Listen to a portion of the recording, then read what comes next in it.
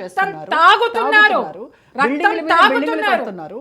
మరి ఇంత జరిగినా కూడా ఆడపిల్లల ఆక్రందన వాళ్ళకి వినపడదా?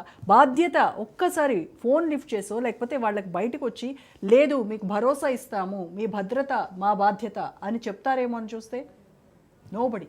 మీరు ఇక్కడ ఆవిడ ఉన్నారమ్మా, ఆవిడ ఎవరు ఏబీవీపీ ఝాన్సీ గారు ఉన్నారు. ఆమె ఓ పక్క ఆవిడ హెల్త్ బాగాలేదు, మనం లైవ్ చూస్తున్నాం, లైవ్ ఆవిడ హాస్పిటల్లో నుంచే మన వాళ్ళు లైవ్ ఇచ్చిన ఆవిడ తన బాధ్యతగా హాస్పిటల్లో కూర్చుని మరి ఆవిడ సమాధానం చెప్పింది.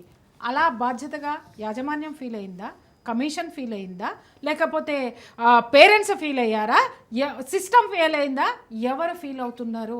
ఇవాళ మన జర్నలిస్టులు అందరూ అక్కడికి పోయి మొత్తం అంతా ఆ పిల్లలతోటి ఇంటర్వ్యూలు తీసుకుంటే ఒక ఆడపిల్ల మాస్కులు కట్టుకొని చెప్పుకోవాల్సిన దుస్థితిలో ఇవాళ మన ఆడపిల్లల అభద్రతా భావంలో కూర్చోబెట్టాం మనం. సిగ్గుపడద్దా మనం? ఎస్, విద్యార్థి సంఘ నాయకులు కూడా మనతో మాట్లాడడానికి ఒక్కొక్కళ్ళు లైన్లోకి వస్తున్నారు. పవన్ గారు ఇప్పుడు నవతెలంగాణ విద్యార్థి శక్తి రాష్ట్ర అధ్యక్షులుగా ఉన్నారు, ఆయన ఫోన్ లైన్లోకి వచ్చారు. పవన్ గారు, గుడ్ ఈవినింగ్ అండి. నమస్తే మేడం. యా నమస్తే పవన్ గారు. ఈరోజు సిఎంఆర్ కాలేజ్లో జరిగినటువంటి ఈ విద్యార్థుల బాత్రూంలో హిడెన్ కెమెరాలు పెట్టినటువంటి ఒక పైశాచికత్వము, దీనిపైన ఎవ్వరూ కూడా ఇప్పటివరకు యాజమాన్యం తరపున బాధ్యత వహిస్తూ మాట్లాడినటువంటి దాఖలాలు లేవు. ఎలా చూడాలంటారు దీన్ని? మేడం, ఒకటి ఇక్కడ అందరికీ తెలియని సత్యం ఏంటంటే మేడం, ఇదే ఇష్యూ మీద ఇదే విద్యార్థినులు అందరూ కూడా గత సెప్టెంబర్ చివరిలో, అక్టోబర్ మొదటి వారం సెప్టెంబర్ చివరిలో ఇదే హాస్టల్ ఏదైతే ఇప్పుడు మెస్సి వీళ్ళు వర్కర్లు అది ఇది అని ఏదైతే వీళ్ళు కళ్ళబోలు మాటలు చెప్పి కవర్ చేస్తున్నారో వాళ్ళ మీద మాకు అనుమానం ఉంది, దయచేసి వాళ్ళని ఇక్కడ నుంచి షిఫ్ట్ చేయండి అని చెప్పి బై లెటర్ వాళ్ళు కంప్లైంట్ చేయడం జరిగింది. కన్సర్న్ వార్డెన్ కి ఇచ్చారు, కన్సర్న్ ప్రిన్సిపల్ కి ఇచ్చారు. ఏదైతే సిగ్గు లేకుండా చెప్తున్నారో వాళ్ళ డైరెక్టర్ గోపాల్ రెడ్డి అని చెప్పి ఆ గోపాల్ రెడ్డి గారికి ఇన్ఫర్మేషన్ ఇవ్వడం జరిగింది.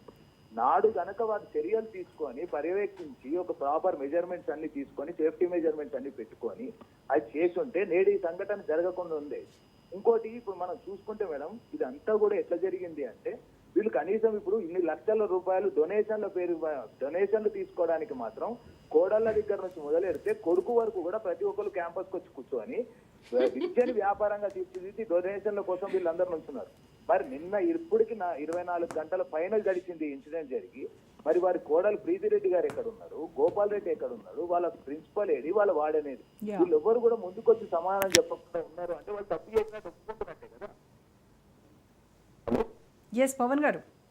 మేడం, అయితే ఇదంతా కూడా సేఫ్టీ మెజర్మెంట్స్ అనేది కనీసం వాళ్ళకి ఫీమేల్ వాష్రూమ్ కూడా ఒక మామూలుగా ఇప్పుడు మనం మామూలుగా బయట ఉన్న ఏదైతే గెస్ట్ హౌస్లకి వాటికి వీళ్ళకి గెస్ట్ హౌస్లకి వాళ్ళకైతే సోలార్ ఫెన్సింగ్ ల పేరుతో అది ఇది అని చెప్పి సెక్యూరిటీ అని చెప్పి పవన్ గారు మీ ఆడియో క్లియర్ గా లేదు మేడం. ఇప్పుడు ఓకే అండి. మేడం, యాక్చువల్ గా ఇప్పుడు వీళ్ళు ఏదైతే వీళ్ళ ప్రైవేట్ గెస్ట్ హౌస్లకి లేకుంటే వీళ్ళ హాస్పిటల్లో ఎవరైనా పేషెంట్ మృతి చెందితే ఏదైనా ఇష్యూ అవుతుంది అన్నప్పుడు 100 మంది బౌన్సర్లు, సోలార్ ఫెన్సింగ్లు ఇవన్నీ పెడుతూ ఉంటారు. మరి విద్యార్థినులకు ఏదైతే కనీస సౌకర్యం ఇవ్వాల్సిన బాధ్యత కూడా వీళ్ళ మీదనే ఉంటది కదా. 7 లక్షల నుంచి 10 లక్షల రూపాయలు డొనేషన్లు కట్టి వాళ్ళు జాయిన్ అయితే కనీసం వాళ్ళ వాష్రూమ్ దగ్గర ఒక సోలార్ ఫెన్సింగ్ కానీ వెనక కనీసం అట్లా మెయిల్ వర్కర్స్ ఉంచకూడదు అని చెప్పి కానీ కనీసం ఇంగిత జ్ఞానం లేకుండా మేనేజ్మెంట్ ఉందంటారా? 24 గంటలు గడిచింది మేడం, ఇప్పటిదాకా కూడా వాళ్ళ కోడలు కానీ, డైరెక్టర్ గోపాల్ రెడ్డి కానీ, చైర్మన్ మల్లారెడ్డి కానీ ఎందుకు బయటకు వచ్చి సమానం చెప్పట్లేదు? వీళ్ళందరి మీద కూడా ఇవి ఆగాలి అంటే ఖచ్చితంగా కూడా ప్రభుత్వం కూడా చూసి చూడనట్టు వ్యవహరించే తీరేదైతుందో దాన్ని తప్పుపడుతున్నాం మేడం. ఇట్లాంటి సంఘటనలు వరుసగా జరుగుతున్నాయి. ఇంటర్మీడియట్ విద్య దగ్గర నుంచి మొదలెడితే నేడు బీటెక్ వరకు కూడా ప్రతి కాలేజీలో ఏదో ఒక ఇన్సిడెంట్ జరుగుతుంది. నిమ్మకు నీరెత్తనట్టు ప్రభుత్వం అట్లానే వ్యవహరిస్తుంది. కనీసం విద్యాశాఖ మంత్రిని కూడా పెట్టరు. పవన్ గారు, గతంలో ఇలాంటి సంఘటన జరిగింది అనేటువంటి అనుమానాల నేపథ్యంలో మేనేజ్మెంట్ కి కంప్లైంట్ చేశారంటున్నారు కదా స్టూడెంట్స్, వాళ్ళు ఏమైనా రిటర్న్ గా కంప్లైంట్ ఇచ్చారండి? వాళ్ళు యాక్చువల్ గా ఇప్పుడు మేము కూడా నిన్న క్యాంపస్ కి వెళ్ళినప్పుడు ఈరోజు పొద్దున పిల్లలతో మాట్లాడుతుంటే సెప్టెంబర్ చివరి వారంలో మేము వెళ్ళి అందరం కలిసి రిప్రజెంటేషన్ ఇచ్చారంట మేడం. దగ్గర కావాలంటే ఇప్పుడు మిగతా మన మీడియా ఛానళ్లలో కూడా వాళ్ళు వాయిస్ కూడా ఇచ్చారు ఇదే విషయం కూడా. ఆ విద్యార్థులే చెప్పారు మేము ఆల్రెడీ కంప్లైంట్ ఇచ్చాం, కంప్లైంట్ ఇచ్చినా కూడా వాళ్ళు ఏ యాక్షన్ తీసుకోలేదు, ఏమైంది మీకు అంతా ఒళ్ళు కొవ్వెక్కి చేస్తున్నారు అని చెప్పి వార్డెన్ కూడా అట్లా నిర్లక్ష్యంగా సమాధానం చెప్తుందంట వార్డెన్. ఇదంతా కూడా తెలిసి చేస్తున్న మాఫియానా లేకుంటే చేసినా కూడా మమ్మల్ని ఓవర్ పీక్తారనే అహంకారం అనేది మాకు అర్థం కావట్లేదు.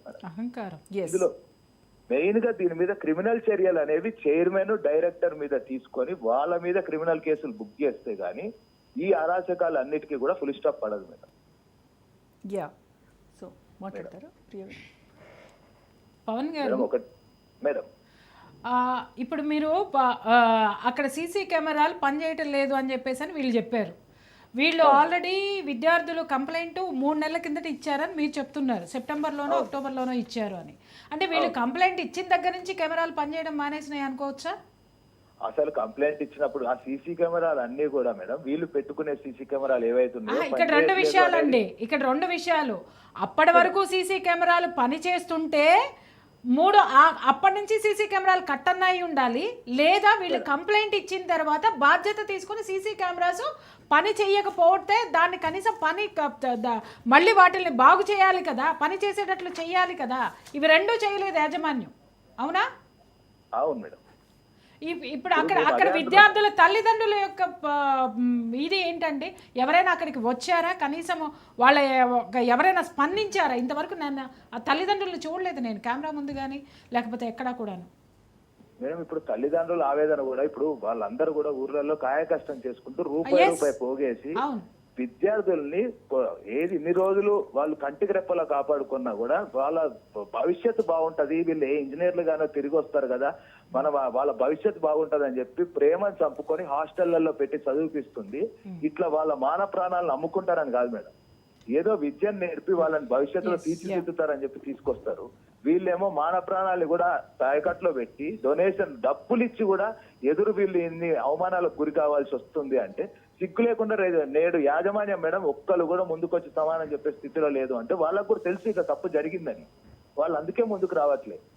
ప్రభుత్వం కూడా ఎటువంటిగా కూడా స్పందించట్లేదు మేడం. మాకు అది బాధ అనిపిస్తుంది. ఇందులో కనీసం ప్రభుత్వ అధికారులు లేకుంటే ఎవరో ఒకళ్ళు దీని మీద యాక్షన్ తీసుకోండి, పలానా కాలేజ్ మీద పలానా డైరెక్టర్ అరెస్ట్ చేయండి అనో ఏదో ఒకటి. పవన్ గారు ఎందుకు ప్రభుత్వం కానీ ఇటు మేనేజ్మెంట్ కానీ దీనిపైన ఎందుకు స్పందించట్లేదు అంటారు? ఇంత బాధ్యత రహితంగా ఎందుకు ఉన్నది అని మీ ఫీలింగ్?